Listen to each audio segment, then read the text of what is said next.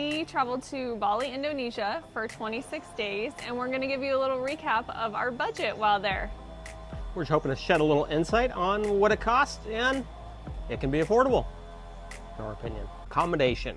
So we kind of shoot for 3-star hotels for around $25 US a night. They landed anywhere between 18 and 30. We're not staying at the Four Seasons. We're not staying in a bunk hostel. But most of the places included breakfast, had a nice pool, and or a great view. Yes, and everything within that budget was extremely clean and very comfortable. Next up is the food and drink category. So we were pleasantly surprised with the food and the drinks in Bali. It was some of our favorite food we've probably ever had. I was blown away by the flavor of the food. Didn't know what to expect. My expectations were actually kind of low. It has set the bar. Best food possibly anywhere I've ever traveled. Yeah. Affordability, was not eating out at the most expensive place. This is budget. So I ate a lot of street food, loved it, or a lot of local restaurants. Don't drink excessively, have a beer, maybe 2 a day, find a cup of coffee in the morning. One thing you will have to do is you will have to buy bottled water everywhere you go, which it is really cheap. I think we probably paid less than 50 cents for a big bottle of water every time. Some of my favorite foods were the fresh fruit and the smoothie bowls, nasi goreng, mee goreng. We love getting the fresh coconuts every day. They're super hydrating. If you are strictly a Western food diet, you can survive. They have absolutely everything for very affordable, but you're missing out if you do not eat the Indonesian and Bali food. Excursions. This is a personal preference. You can do anything you want in Bali. We went on about 1 excursion a week. That fits our budget, that fits our personalities. You could do scuba diving, snorkeling, volcano climbing, four-wheeling, all sorts of things. We actually just prefer to walk around the town, kind of just experience the culture that way. We also, if there is a beach, we're definitely going to be at the beach.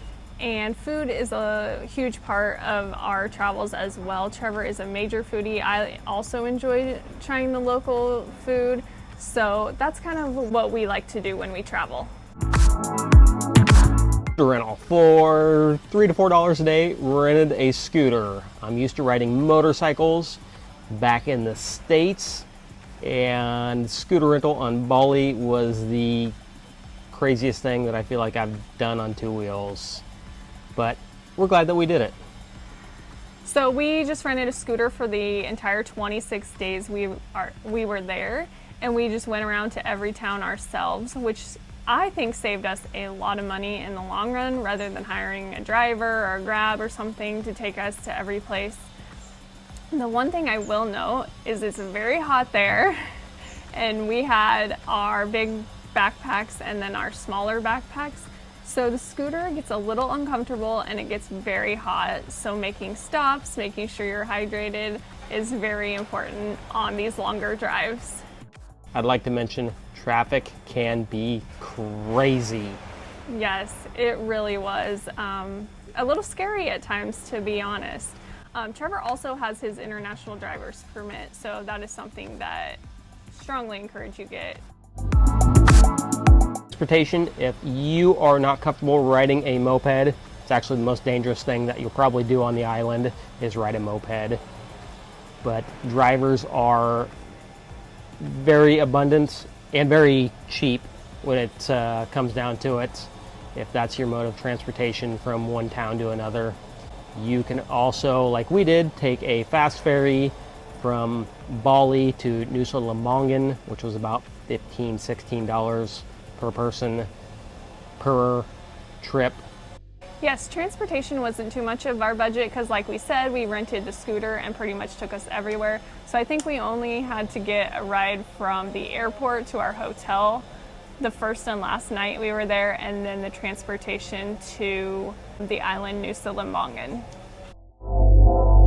Laundry is another expense that you will have to worry about when you're traveling for such a long period of time. Luckily, in Indonesia, it is really easy and really cheap to get your laundry done. I believe in 26 days we got it done 3 times, and it's just the easiest, best way. We never had an issue with it. Everything was always clean, nothing was lost. Unfortunately, another part of our budget was medical. I did get sick. I did have to go and do a doctor's visit, get an IV, and get some medicine because I got Bali belly. I think that ended up being about $175, which honestly is very, very cheap from where we come from. So that was part of our budget this time. When landing in Bali, we were able to get the visa on arrival because of our US passports. It was a quick, easy process. You pay at a stand $35 and then you go to immigration. Quick and easy. Recommended if you're going to be there for 30 days or less. Insurance. Now, this is definitely something important to have while you're traveling outside of your own country. We got Cigna health insurance, and for the 26 days that we were in Indonesia, that cost us $144 for the both of us. So definitely something that is very affordable and could definitely be worth it if you ever need to use it. Of course, you always have miscellaneous expenses. For us, this is like toiletries, gifts, massages, anything else that wouldn't fall under normal budget categories. So we didn't have too much in this expense, but a little bit. So all in all, on our 26 days in Bali, we spent an average of $70 per day for everything. We absolutely loved Bali. We loved the food, we loved the culture, and we loved the people. We hope this video helped somebody. We enjoy making these.